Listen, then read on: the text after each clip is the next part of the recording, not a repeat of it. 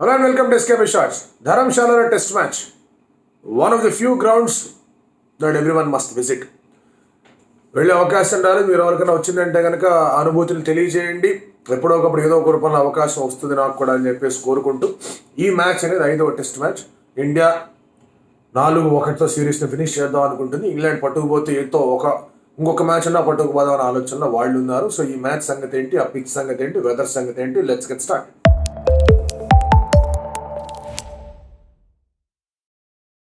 హిమాలయాలు కనిపిస్తూ ఉంటాయి. అలాగే ఇది ఇప్పుడిప్పుడే మార్చ్ ఫస్ట్ వీక్, ఇంకా కాస్త చలి అనేది ఉంటుంది. ఆ వెదర్ చూస్తే కనుక సింగిల్ డిజిట్లోనే ఉంది. అయినా కూడా సూర్యుడు వస్తూ ఉంటాడు. సో ఆ హిమాలయాల మీద నుంచి సూర్యుడు అలా కనిపిస్తూ చల్లటి టెంపరేచర్లో అటువంటి ఒక పిక్చరస్క్ లొకేషన్ అంటే వర్ణించడానికి చాలా అద్భుతంగా ఉంటుంది. ఆడేవాళ్ళకి ఇంకా అద్భుతంగా ఉంటుంది. అందుకే అందరినీ చూడండి, ఎయిర్పోర్ట్లో దిగిన వెంటనే ఫోటోలు పెడతారు, స్టేడియంలోకి వెళ్ళిన వెంటనే ఫోటోలు పెడతారు. ఒక అత్యద్భుతమైన స్టేడియం అది, చూడడానికి చాలా చాలా బాగుండే స్టేడియం. అందులో మ్యాచ్ జరుగుతుంది. అండ్ ఇంగ్లాండ్ ఆల్రెడీ వాళ్ళ 11ని ప్రకటించేశారు. So Jimmy Anderson, Mark Wood, Bashir, Hartley and అలాగే వాళ్ళకి జో రూట్, ఇవి వాళ్ళ బౌలింగ్ ఆప్షన్స్. ఇక బెన్ స్టోక్స్ అలాగే ఉండనే ఉన్నారు. జానీ బెయిర్స్టోకి 100వ టెస్ట్ మ్యాచ్ని, Zak Crawley, Ben Duckett, Ollie Pope అలాగే ఉన్నారు. సో ఇది వాళ్ళకున్న దాంట్లో బెస్ట్ 11. 2 పేసర్లతో వెళ్తున్నారు, 3 స్పిన్నర్లతో వెళ్తున్నారు. జో రూట్ కూడా స్పిన్నర్, వికెట్లు తీశాడు, తక్కువ అంచనా వేయకండి. అలాగే బ్యాటింగ్ కూడా చేసేసాడు, 100 కూడా కొట్టాడు. సో ఫామ్లో కూడా ఉన్నాడు. సో ఈ రూపంలో అబ్జర్వ్ చేసుకుంటే కనుక ఒక క్రాలీ కాస్త సెకండ్ గేర్, థర్డ్ గేర్లో ఆడతాడు. బెన్ డకెట్ ఒకటే గేర్లో ఆడతాడు, చాలా ఫాస్ట్గా ఆడతాడు, లేదంటే పోతాడు. ఆలీ పోప్ కూడా ఇంచుమించు అలాంటి ఇన్నింగ్స్లో ఆడడానికి ప్రయత్నం చేస్తున్నాడు. ఒక్క జో రూట్ ఒక్కడే గేర్లో మార్చగలిగే ఒక బ్యాటర్. అండ్ అతను ఫామ్లోకి రావడం అనేది ఇంగ్లాండ్కి చాలా పెద్ద బలం. మిగతా వాళ్ళు వాళ్ళకి వచ్చిన ఆట, వాళ్ళకి తోచిన ఆట ఆడతారు, ఒకే గేర్లో ఆడతారు, అగ్రెసివ్ బ్రాండ్ ఆఫ్ క్రికెట్ ఆడతారు. వాళ్ళు ఆల్రెడీ స్టేట్మెంట్లు ఇచ్చారు. ఇండియా తరఫున మాట్లాడుకుంటే కనుక Bumrah is back in to the squad. So definitely probably Siraj కావాలి రెస్ట్ ఇవ్వచ్చేమో.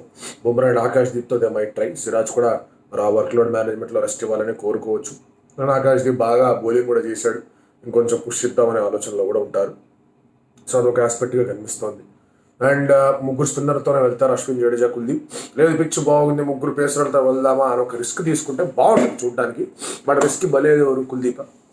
ఎందుకని బాగా ఆడాడు, బాగా వేసాడు, 2 టెస్ట్ మ్యాచ్లు గెలవడంలో కీలకమైన పాత్ర పోషించాడు, బ్యాట్తోనూ కీలకమైన పాత్ర పోషించాడు. అతన్ని పక్కన పెట్టడం సబబు కాదు. So most probably they will go with 2 pacers and 3 స్పిన్నర్స్తోనే వెళ్తారు. ఒకవేళ వెళ్ళినా కూడా ఇంకా ఇట్ బి హార్ష్ కాల్ అని కుల్దీప్ ఏం చేయలేని పరిస్థితి. వెళ్ళినా కూడా అందులో తప్పేమీ లేదు. అలాగే రవిచంద్రన్ అశ్విన్కి 100వ టెస్ట్ మ్యాచ్. అశ్విన్ ఫిగర్స్ చూస్తే కనుక heavily skewed in Asia and West Indies అనే ఒక ఆలోచన వస్తాయి. కానీ న్యూజిలాండ్ వెళ్ళినప్పుడు అతనికి ఒక మ్యాన్ ఆఫ్ ది సిరీస్ ఉంది. రెండోసారి న్యూజిలాండ్ వెళ్ళినప్పుడు ఆయన ఒక్క మ్యాచ్ కూడా ఆడలేదు. ఆస్ట్రేలియాలో అద్భుతమైన బౌలింగ్ వేశాడు, సౌత్ ఆఫ్రికాలో అద్భుతమైన బౌలింగ్ వేశాడు, ఇంగ్లాండ్లో చాలా తక్కువ టెస్ట్ మ్యాచ్లు ఆడిన వాటిలో బాగానే వేశాడు. మీరు ఓవర్సీస్ కండిషన్స్ మొత్తంలో చూస్తే కనుక అతని average is only number 2. Netherland తర్వాత అతనే ఉన్నాడు ఓవర్సీస్లో. 150 వికెట్ల దాకా తీశాడు. అక్కడ 5 వికెట్ హాల్స్ ఉన్నాయి అతనికి. బ్యాట్తోనూ బాగా కాంట్రిబ్యూట్ చేశాడు. కానీ ఇండియాకి వచ్చేసరికి అసలు వేరే లెవెల్లో ఉంటాడు. 350 పైన వికెట్లు తీయడం ఇండియాలో, బ్యాట్తో బాగా కాంట్రిబ్యూట్ చేయడం, సెంచరీలు కొట్టడం. అటు ఇండియా కానివ్వండి, బంగ్లాదేశ్ కానివ్వండి, శ్రీలంక కానివ్వండి, ఇటువంటి ఇన్నింగ్స్లో ఇటువంటి ఏరియాల్లో బాగా ఆడటం. దానివల్ల ఏమనిపిస్తుందంటే ఓకే ఇండియన్ కండిషన్స్లో మానాడు తోపు, బయట కండిషన్స్లో సరే అనుకుంటారు. దానికి తోడు ఇంకొక యాడ్ అయిన ఫ్యాక్ట్ ఏంటి అంటే కనుక లాస్ట్ 2 ఏళ్ళగా అతను ఓవర్సీస్లో ఆడించట్లేదు. ఇంగ్లాండ్లో జరిగిన 5 టెస్ట్ మ్యాచ్లో అతను ఆడలేదు. తర్వాత వరల్డ్ టెస్ట్ ఛాంపియన్షిప్ తర్వాత లాస్ట్ టైం వెళ్ళినప్పుడు, ఆ తర్వాత మళ్ళీ మొన్న వరల్డ్ టెస్ట్ ఛాంపియన్షిప్లో అతను ఆడలేదు. సౌత్ ఆఫ్రికాలో ఒక మ్యాచ్ ఆడాడు. సో ఇలాంటివన్నీ కనిపిస్తూ ఉంటాయి అతనితో. లెట్స్ హోప్ ఈ ప్లేస్ ఇన్ ఆస్ట్రేలియా, అక్కడ తనకి బాగా ఆడిన అనుభవాలు ఉన్నాయి, వికెట్ తీసిన అనుభవం కూడా ఉంది. ఈ దాని గురించి తర్వాత మాట్లాడితే వాడు 100వ టెస్ట్ మ్యాచ్ ఆడుతున్నాడు. Proper legend. ఎందుకంటే అటు 500 వికెట్లు తీయడం మాత్రమే కాదు, 3000 పైగా పరుగులు ఉన్నాయి. అండ్ ఇది కపిల్ దేవ్ తర్వాత అతనికే సాధ్యమైంది. అంటే 400+ వికెట్స్ అండ్ 3000+ రన్స్. అండ్ ఇప్పుడు 500 వికెట్లు ఇండియాలో 500 పైన ఉన్న ఇద్దరు బౌలర్లు. ఒకడు అనిల్ కుంబ్లే 619, ఇప్పుడు అశ్విన్ అరౌండ్ 507 అంతా. మరి అనిల్ కుంబ్లే చెప్పాడు, నీకు ఇంకా 2 years ఆఫ్ క్రికెట్ ఉంది నాయన, నువ్వు ఆడుతూ ఉంటే ఈజీగా నువ్వు ఒక 620, 630తో ఫినిష్ చేస్తావని. దట్స్ అ మ్యాసివ్ ఫిగర్ అతను ఆడిన టెస్ట్ మ్యాచ్లకి. సరే, ఇంకా అతనితో పాటు మిగతా వాళ్ళందరూ శరామమ్మని అలాగే ఉన్నారు. క్వశ్చన్ ఏంటంటే కనుక దేవదత్ పడిక్కల్కి అవకాశం ఇవ్వాలి. ఒక క్వశ్చన్ ఈ ధర్మశాల టెస్ట్ మ్యాచ్లో ప్రధానంగా కనిపించే క్వశ్చన్. ఎందుకంటే సిరీస్ ఎలాగో అయిపోయింది, సిరీస్ గెలిచేశారు. సో ప్రధానమైన క్వశ్చన్ రజత్ పటిదార్ని తీసేసి దేవదత్ పడిక్కల్కి అవకాశం ఇవ్వాలి. రెండవ క్వశ్చన్, ఇది గెలిస్తే కనుక వరల్డ్ టెస్ట్ ఛాంపియన్షిప్లో ఎలా ఉంటుంది? ప్రస్తుతం ఉన్న స్టాండింగ్స్ చూసుకుంటే కనుక వరల్డ్ టెస్ట్ ఛాంపియన్షిప్లో ఇండియా నెంబర్ 1లో ఉంది. నెంబర్ 2, నెంబర్ 3 చాలా దగ్గర పోటీలో ఉన్నారు. ఆస్ట్రేలియా కెన్ డెఫినెట్లీ కమ్ పాడు టెస్ట్ మ్యాచ్ గెలిచారని 70కి వచ్చేస్తారు. సో పోటీ మళ్ళీ ఇండియా ఆస్ట్రేలియా మధ్య నడుస్తుంది. ఫస్ట్ వరల్డ్ టెస్ట్ ఛాంపియన్షిప్లో కూడా పోటీ ఇండియా ఆస్ట్రేలియా మధ్య నడిచింది. ఆస్ట్రేలియా ఓవర్ రేట్ల పాయింట్ల వల్ల వాళ్ళ కొన్ని పాయింట్లు తగ్గడంతో న్యూజిలాండ్కి అవకాశం వచ్చింది. న్యూజిలాండ్ వచ్చి ఆడేసింది ఇండియాతో. రైట్, సెకండ్ టెస్ట్ దీంట్లో ఇండియా ఆస్ట్రేలియానే ఉన్నారు 1 and 2గా. ఇప్పుడు కూడా వాళ్ళే వచ్చే అవకాశాలు ఉన్నాయి. But let us see how things go. So Patidar గురించి మనం మాట్లాడుకుంటే వైజాగ్ టెస్ట్ మ్యాచ్లో అతను బాగానే ఆడాడు. అతను ఈ got some good balls, unplayable deliveries లాంటివి వచ్చాయి, కాస్త లో అవ్వడం అవన్నీ కనిపించాయి. బట్ ఆ తర్వాత జరిగిన 2 టెస్ట్ మ్యాచ్లో ఈ ఫెయిల్. అటు మీరు రాజ్కోట్లో కానివ్వండి, ఇక్కడ రాంచీలో కానివ్వండి, ఎస్పీటీ. అండ్ రాంచీలో సెకండ్ ఇన్నింగ్స్లోకి వచ్చినప్పుడు అయితే సువర్ణమైన అవకాశం ఉండింది అతనికి. రైట్, ఆడేద్దాం, టీంని గెలిపించేద్దాం, ఇంకంతే ఫసక్ అనే ఒక ఇదిలో కనిపించింది. But somehow he was not able to get the team home. So అదొక ప్రాబ్లమ్ వచ్చింది అతనికి. సో దానివల్ల ఏమవుతుందంటే ఒక లెఫ్ట్ హ్యాండర్ ఉంటాడు, మిడిల్ ఆర్డర్లో ఆడతాడు, దేవదత్ పడిక్కల్ని ఆడిద్దాం. ఎందుకంటే ఇప్పుడు పైన యశస్వి జైస్వాల్ తర్వాత మళ్ళీ లెఫ్ట్ హ్యాండర్ అక్కడ జడేజా దాకా లేడు, ఏంటి పరిస్థితి అని చెప్పి మాట్లాడుతున్నారు. సో ఇక్కడ అగైన్ దర్ ఆర్ 2 aspects. ఒకటి, రజత్ పటిదార్ డొమెస్టిక్ కెరియర్ చూస్తే కనుక రంజీ ట్రాఫీ కెరియర్ కానీ లేదా రెడ్ బాల్ క్రికెట్ ఇతరత్ర ట్రాఫీలా చూసుకుంటే కనుక ఫినామినల్ కెరియర్ ఉంది అతనికి. సో ఆ ఫినామినల్ కెరియర్కి రెస్పెక్ట్ ఇచ్చి అతనికి ఇంకొక అవకాశం ఇవ్వాలి. లేదంటే ఇచ్చిన 3 అవకాశాలు చాలు. దేవదత్ పడిక్కల్ కూడా బాగానే ఆడాడు, అతను కూడా రంజీ ట్రాఫీ సీజన్లో ఫుల్ ఫామ్లో ఉన్నాడు. ఎవరికి తెలుసు అతనికి ఏమైనా అవకాశం ఇస్తే అతను ఏమైనా ఆడగలడని అనుకోవాలి. ఈ 2 పాయింట్లు ఉంటాయి ఇక్కడ. దీని వెనకాల అంతర్లీనంగా ఇంకొక పాయింట్ కూడా ఉంది. ఇప్పుడు ఫర్ ఎగ్జాంపుల్ విరాట్ కోహ్లీ వచ్చేసే టీంలోకి ఎవరు వెళ్తారు టీం నుంచి బయటికి? ఒకవేళ రజత్ పటిదార్ మీదే ఎఫెక్ట్ పడుతుంది అనుకుంటే అతను ఇప్పుడు తొలగించి దేవదత్ పడిక్కల్ని తెచ్చిన దేవదత్ పడిక్కల్ నెక్స్ట్ మ్యాచ్లో బయటికి వెళ్తాడు విరాట్ కోహ్లీ రాగానే. సో ఆ యాంగిల్ ఎలాగో ఉంది కాబట్టి రజత్ పటిదార్కి ఇంకొక అవకాశం వచ్చి చూడడంలో తప్పు లేదు కదా అనే ఆలోచనలో Indian selectors rather coach and captain కూడా ఉండొచ్చు. ఎందుకంటే 4వ టెస్ట్ మ్యాచ్లో కూడా రజత్ పటిదార్ ఆడకపోతే నెక్స్ట్ లైన్లో దేవదత్ పడిక్కల్ రెడీగా ఉంటాడు. సో నెక్స్ట్ టూర్ ఏదైతే ఉందో, ఇప్పుడు రాబోయే 5 టెస్ట్ మ్యాచ్లు హోమ్లో ఏవైతే ఉన్నాయో అక్కడ దేవదత్ పడిక్కల్కి ఇది వెయిటింగ్ లిస్ట్ నుంచి RACకి వస్తాడు. సో ఇది ఈ యొక్క యాంగిల్ని కూడా అబ్జర్వ్ చేయాలి. ఆ యాంగిల్ వల్ల probably Rajat Patidar might get go అనేది నా ఫీలింగ్. అండ్ ఇచ్చినా కూడా తప్పలేదు. లాస్ట్ 3 ఏళ్లుగా తన రంజీ ట్రాఫీలో బాగా ఆడుతున్నాడు. ఇంజరీ కారణంగా కొంచెం సఫర్ అయ్యాడు, కానీ తన ఫామ్ ఏమాత్రం సఫర్ కాదు. ఈ ఇంటర్నేషనల్ క్రికెట్లో మరి తనకి టెన్షన్ కానివ్వండి, వచ్చి రాగానే టర్న్ అవుతుందని చెప్పేసి ఆలోచన కానివ్వండి, ఆ ప్రెషర్లో ఆడాడు. మరి అతనికి ఏమైనా కొంచెం తనకి చెప్పి గో అండ్ ప్లే అని అన్న చెప్తే బాగుంటుంది. సర్ఫరాజ్ మొదటి మ్యాచ్ బాగా, 2వ మ్యాచ్లో కొన్ని విఘ్నాలు ఎదురయ్యాయి. పిచ్ కూడా కొంచెం స్పిన్ గిన్నె అయింది. అతను కూడా కాస్త కీలకమైన దశలో అవుట్ అయ్యాడు. ఇన్సైడ్ అవుట్ ఆడబోయే ప్రయత్నంలో ఎడ్జ్ దిగిల్ అవుట్ అయ్యాడు. ఆ తర్వాత వచ్చి రాగానే ఇన్సైడ్ ఎడ్జ్ తీసుకొని లెగ్ స్లిప్లో క్యాచ్ అవుట్ అయ్యాడు. మంచి ప్లేయర్ స్పిన్కి, బట్ ఉన్న సిచ్యువేషన్స్ అలా ఉన్నాయి. టకటక వికెట్లు పడిపోతుంటే అతని మీద ఒత్తిడి అనేది పెరిగింది. సో అతను ఒత్తిడి ఉన్నప్పుడు దాన్ని అందుకొని ఆడడం కాస్త కష్టమైంది. ఒత్తిడి లేనప్పుడు మాత్రం అతను కొట్టాడు. సో ఒత్తిడిలో కూడా బాగా ఆడాడంటే కనుక ఇంకా సరే బాగానే ఉంటుంది, ఇంకా ఇప్పుడు పొత్తడి బాబు అని చెప్పేసి చెప్పేయచ్చు. నా ఇంట్రెస్టింగ్ ఇంపార్టెంట్ అబ్జర్వేషన్ ఇక్కడ ఇండియా తరఫు నుంచి ఏంటి అంటే, రోహిత్ శర్మ got 100, యశస్వి జైస్వాల్ ఈ సంగతి చెప్పక్కర్లో కొడుతూనే ఉన్నాడు, శుభ్మన్ గిల్ got 100, got 90, తర్వాత ఒక అద్భుతమైన 50+ కొట్టి ఇండియా నా మ్యాచ్ గెలిపించాడు. తర్వాత సరే రజత్ పటిదార్ కొంచెం వీక్గా ఉన్నాడని చెప్పేసి మాట్లాడుకుందాం. సర్ఫరాజ్కి 2 50 ఉన్నాయి.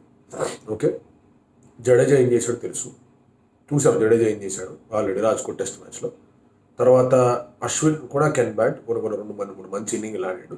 కుల్దీప్ యాదవ్ మంచి ఇన్నింగ్లు ఆడాడు. Bumrah can also play against England, already ఆడి చూపించాడు. ఆకాష్ దీప్ కూడా ఫస్ట్ క్లాస్ 50లో బాది వదిలిపెట్టగలడు, 6లో ఆల్రెడీ 2 కొట్టాడు. సిరాజ్ వచ్చిన సిరాజు బాధగలడు, కావాలంటే డిఫెన్స్ ఆడగలడు. అండ్ ధ్రువ్ జురేల్ లాస్ట్ మ్యాచ్లో కుమ్మేశాడు. సో అందరూ బ్యాటర్స్కి కీలకమైన పరిస్థితుల్లో పరుగులు వచ్చాయి. కీలకమైన పరిస్థితులు, not even in easy conditions. So ఇది ఇండియన్ టీంకి చాలా పెద్ద బలం. ఇప్పుడు కూడా ఇండియాస్ బ్యాటింగ్ ఏం చేస్తుంది, స్పిన్ ఎదుర్కోగలరా, వుడ్ని ఎదుర్కోగలరా, ఆండర్సన్ ఏం చేస్తాడు, ఇదే ఆలోచనలు ఉంటాయి. కానీ ఇండియా బ్యాటింగ్ బాగుంది అన్న విషయం మనం అర్థం చేసుకోవాలి. India batting is phenomenal. So దీనికే పని చెప్పి ముందుకెళ్తే కనుక మళ్ళీ ఇంకొన్ని పరుగులు ఈజీగా తెచ్చుకునే అవకాశాలు కనిపిస్తుంది.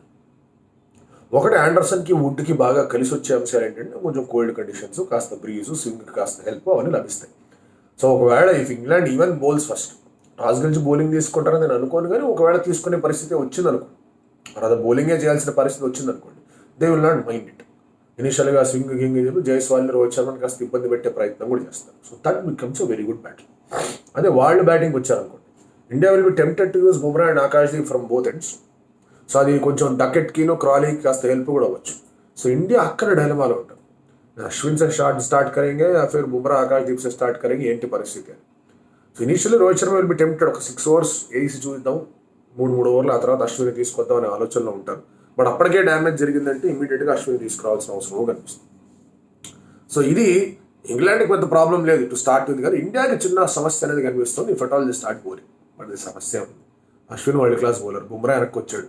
బుమ్రా ఫస్ట్ 2 మ్యాచ్లో చేసిన విధ్వంసం అంత ఇంత కాదు. 3వ మ్యాచ్లో కూడా చూసాం బుమ్రా ఏం చేయగలడు. కీలకమైన సమయంలో వచ్చి వికెట్ తీశాడు. ఆ తర్వాత మిగతా వాళ్ళందరూ పిచ్చిన అయ్యారు. సెకండ్ ఇన్నింగ్స్లోనూ అదే పరిస్థితి కనిపించింది. సో బుమ్రాని ఎదుర్కోవడానికి వాళ్ళకి కాస్త జాగ్రత్త పడతారు. అటు హైదరాబాద్లో, ఇటు విశాఖపట్నంలో, అటు రాజ్కోట్లో, మూడింటిలోనూ కూడా వాళ్ళకి బుమ్రా వచ్చాడంటే వాళ్ళకి మూడింది. So Bumrah will be major threat for Ashwin. Last మ్యాచ్లో 5 wickets వాళ్ళు తీసేసి ఒక నాట్ సో గ్రేట్ సిరీస్ అనిపించే సిరీస్ని తన వైపు తిప్పుకున్నాడు. 17 wickets ఉన్నాయి అతనికి 4 టెస్ట్ మ్యాచెస్. జనరలీ 4 టెస్ట్ మ్యాచ్లు ఆడంటే అశ్విన్ ఖచ్చితంగా 25 ఇండియాలో ఆడితే. అలాంటిది ఎందుకు అయింది అంటే కనుక ఫస్ట్ 2 టెస్ట్ మ్యాచ్లో కాస్త అటు ఇటు అయింది. సెకండ్ టెస్ట్ మ్యాచ్ ఫస్ట్ ఇన్నింగ్స్లో వికెట్లెస్గానే వెళ్ళాడు. ఇక థర్డ్ టెస్ట్ మ్యాచ్లో ఒక వికెట్ తీసి వాళ్ళ మదర్కి బాగాలేదని వెళ్ళిపోయి మళ్ళీ వెనక్కి వచ్చిన తర్వాత ఒకే వికెట్ తీసే అవకాశం దక్కింది, మిగతా వాళ్ళందరూ తీసుకుంటూ వెళ్ళిపోయారు కాబట్టి ఇలాంటివి మనకి కనిపించాయి. సో లాస్ట్ టెస్ట్ మ్యాచ్లో వికెట్ తీసాక వాళ్ళు వాము అశ్విన్ ఫామ్కి వచ్చాడు, ఎక్కడ గోలరా బాబు, రూట్ వర్సెస్ అశ్విన్ మంచి బ్యాట్లుగా మారిపోతుంది, జాగ్రత్తగా ఉండదు. వాళ్ళకి మనసులో కాస్త ఒక భయం ఉంది. ఆ భయాన్ని అధిగమించడానికి వాళ్ళకి వచ్చిన ఒకటే, నిన్ననే మనం మాట్లాడుకున్నాం, ఆ బాల్ మెరిట్స్ డిమెరిట్లు మాట్లాడుకున్నాం. సో ప్రస్తుతానికి ఈ సిరీస్ వాళ్ళ డిమెరిట్లే వచ్చాయి. క్లిష్టమైన పరిస్థితి వచ్చినప్పుడు బాల్ వాళ్ళకి హ్యాండ్ ఇస్తుంది. అట్ ద సేమ్ టైం ఇంకో రకం కూడా హ్యాండ్ ఇస్తుంది. హ్యాండ్ ఇచ్చి పైకి లేపింది ఫస్ట్ టెస్ట్ మ్యాచ్. దానికి మన వాళ్ళు ఎలాగో రెడీగా ఉన్నారు. సో ఇది ఇంట్రెస్టింగ్గా మారబోయే ఒక బ్యాటిల్. ఇది ఒక కాన్సిక్వెన్స్ లేని test match series point of view. ఈ సిరీస్లో ఇంగ్లాండ్ గెలిచినా కూడా పెద్దగా వచ్చేది ఏం లేదు. కానీ వాళ్ళ మీడియాకి ఏంటి, జనరల్గా మనం ఏమంటాం, చేతులు కాలాక ఆకులు పట్టుకోవడం ఏంటి అంటాం. వాళ్ళకి ఆకులు కావాలి ఇంగ్లాండ్ వాళ్ళకి. గెలిచి వచ్చారు, ఆ టెస్ట్ మ్యాచ్లో అది జరిగింది, ఈ టెస్ట్ మ్యాచ్లో ఇది జరిగిందని వంకలు పెట్టడానికి ఏదో ఒకటి కావాలి. సో ఏదో ఒకటి పట్టుకుంటారని చెప్పేసి వాళ్ళ ఫీలింగ్. ఇండియాకి ఏంటంటే ఈ test match point of view నుంచి చూస్తే గెలవడం ఓడవడం పక్కన పెట్టేస్తే, సిరీస్ పాయింట్ ఆఫ్ వ్యూ నుంచి, World Test Championship point of view నుంచి this is a very important. ఇప్పుడు 5 టెస్ట్ మ్యాచ్లో 4 గెలిచామంటే 80% పాయింట్లు వస్తాయి. అంటే 60లో 48 పాయింట్లు వస్తాయి. ఆ తర్వాత నెక్స్ట్ 5 కూడా గెలిచారంటే కనుక మీరు 5+5 120లో ఒకటే టెస్ట్ మ్యాచ్ ఓడిపోయారు, 108కి వెళ్తారు. 90% ఇక్కడి నుంచే వచ్చింది. అప్పుడు ఆస్ట్రేలియాకి వెళ్ళినప్పుడు ఒక క్వశ్చన్ ఉంటుంది, 90% హోమ్లో ఉంది.